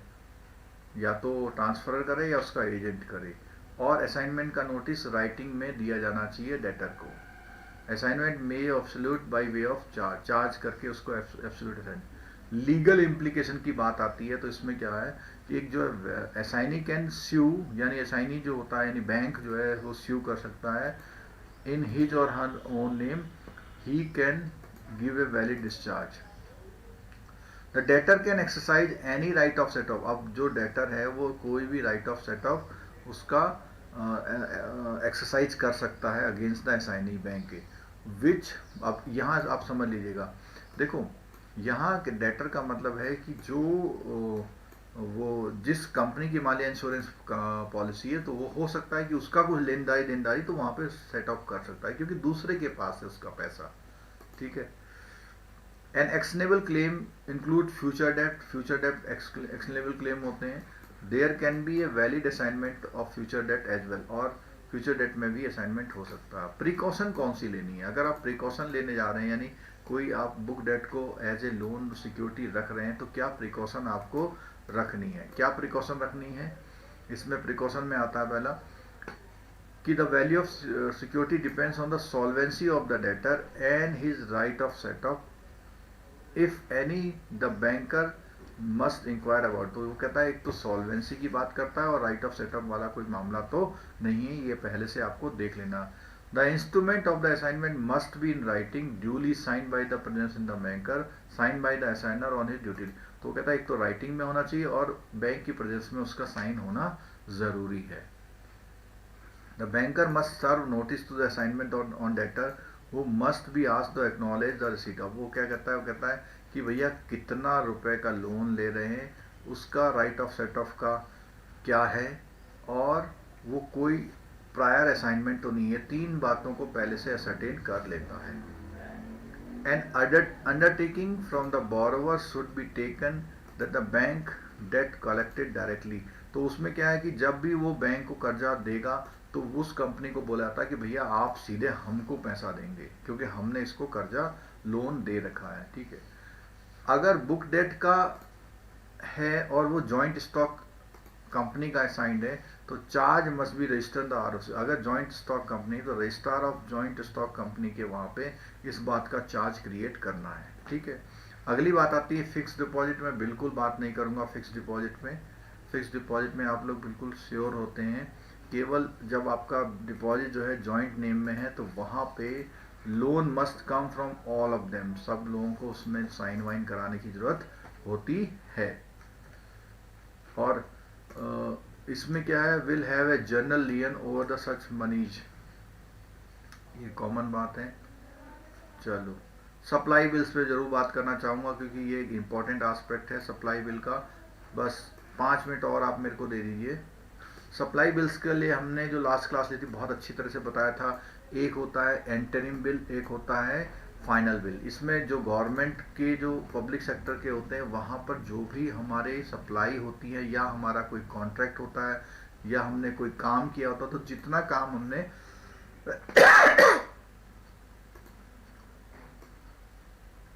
बुक डेट के बारे में लास्ट क्लास में बताया था। बुक डेट जो होता है जब हम कोई ट्रेडर किसी को कुछ कर्जा देता है, तो उसने उधार दे दिया कि भैया कर्जा देने वाला कुछ सामान उधार दे दिया, मान लीजिए 2 लाख का सामान उसने उधार देता है, अपनी किताबों में लिख लेता है। तो उसका जो बही खाता होता है उसको भी बैंक क्या है ऑथराइज करता है, जिसमें डेली के ट्रांजेक्शन वो लिखता है। जैसे बैंकों की बुक होती है ऐसी व्यापारियों की बुक होती है। तो व्यापारियों की बुक उस बार में ये बोलता है कि उसको बोलते हैं हम बुक डेट। ठीक है, तो सप्लाई बिल की बात कर रहे थे। सप्लाई बिल में जब बात आती तो एंटरिम और फाइनल बिल होता है, गवर्नमेंट और पब्लिक सेक्टर यूनिट को होता है, और इसमें गुड्स और कॉन्ट्रैक्ट दोनों कवर होते हैं। कैसे प्रोसीजर होगा, अगर सप्लाई बिल है तो उसमें आपको एक डिलीवरी चालान लेना है कि भैया उसने जो है डिलीवरी चालान का मतलब उसने वो सामान सरकार तक पहुंचा दिया है। ठीक है, और ऐसा डॉक्यूमेंट आपने उससे लेना है। और गवर्नमेंट की जो है गवर्नमेंट डिपार्टमेंट की एप्रोप्रिएट अथॉरिटी से वो चीज़ एक्सेप्ट होनी चाहिए कि हाँ इसने ये सामान दे दिया है। ठीक है, और supplier obtain N inspection note, और उस सप्लायर के पास इंस्पेक्शन नोट भी होना चाहिए। नेक्स्ट पॉइंट की बात करें तो इसमें जो है जो कॉन्ट्रैक्टर होते हैं वो क्या है, एक बिल प्रिपेयर करते हैं ऑब्टेनिंग पेमेंट करने के लिए गवर्नमेंट डिपार्टमेंट से। ठीक है, और कुछ समय उनको बिल और उसके वेरीफाई होने में समय लग जाता है, इसलिए द सप्लायर और contractor submits this bill together with the accepted delivery challan and inspection note for the engineer. तो कहते हैं जितना सामान वो भेज चुके हैं उसका वो ऑब्टेन कर लेते हैं। ठीक है, और ये जो सप्लाई बिल होते हैं वो इंस्ट्रूमेंट नहीं होते हैं, do not enjoy these bills, do not enjoy the status of negotiable instrument, they are in the nature of debt and are assigned in favor of the bankers payment after affixing the revenue stamp। और वो उसमें क्या होता है revenue stamp लगा करके रख लेते हैं, और जब बैंक को लेना होता है तो उसे भेज के वो उसका बिल का पेमेंट बैंक ले सकता है। क्या रिस्क इसमें इन्वॉल्व है, एक तो ये क्या होता है the advances is self liquidating, यानी कि जैसे इसका पेमेंट आएगा तो एडवांसेस बंद हो जाएगा। ठीक है, in certain cases can take quite some time before the advance. कई बार क्या होता है कि गवर्नमेंट जो है पेमेंट होने में थोड़ा सा डिले कर रही होती है, और एक तरह का ये क्लीन एडवांस होता है। बैंक में not realise the full amount because of the possibility of counter claim of the right of set off government.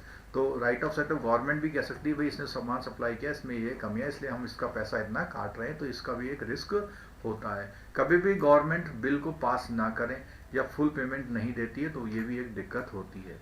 क्या प्रिकॉशन इसमें लेनी चाहिए, तो प्रिकॉशन की जहां बात आती है जब भी करे तो सबसे पहले सफिशिएंट एक्सपीरियंस वाले को देना चाहिए, जो कॉन्ट्रैक्टर है या वो है। और कॉन्ट्रैक्ट जो होता है उसको स्क्रूटनाइज करना है अपने बैंकर ने कि कितने का ट्रांजैक्शन है, कितने में सप्लाई होनी है और क्या रेट एग्रीड हुए हैं और अदर कंडीशंस क्या है, इसमें ध्यान से रखना है।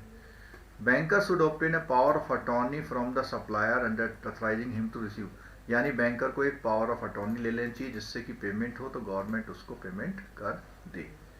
Banker should obtain the inspection note, जब भी वो सामान वहां पहुंचाए तो उसको वो इंस्पेक्शन नोट ऑब्टेन कर लेना जिससे पेमेंट में होने में कोई दिक्कत ना हो।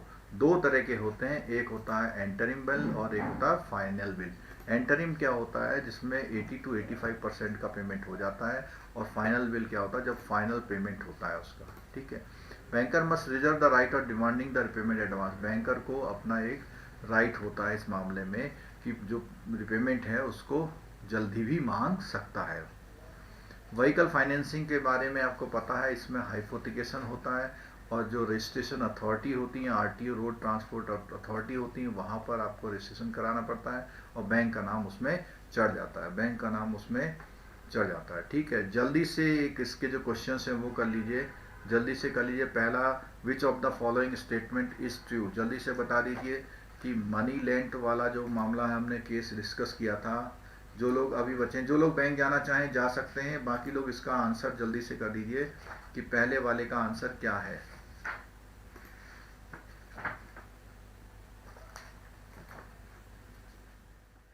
आंसर जल्दी से कर दीजिए,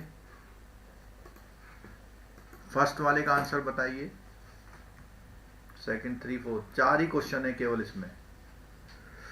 देखिए हमने बताया था इसमें कि अगर 100 रुपए से ज्यादा मनी लेंट कर रहे हैं तो मॉर्गेज रिक्वायर्स रजिस्ट्रेशन, एक बात तो ये ठीक है। इसमें mortgage did not know witness नहीं, हमने बोला था विटनेस होनी चाहिए, विटनेस होनी चाहिए। Arrear of tax constitute a preferential charges of the, बिल्कुल जो जो एरियर ऑफ टैक्स है इसमें यहाँ बात कर रहे हैं, arrear of tax constitute a preferential charge of the property. देखो एरियर ऑफ टैक्स एक अलग चीज है, आपका जो चार्ज पहले लगा हुआ तो आप उस प्रॉपर्टी को रिलीज आप करेंगे।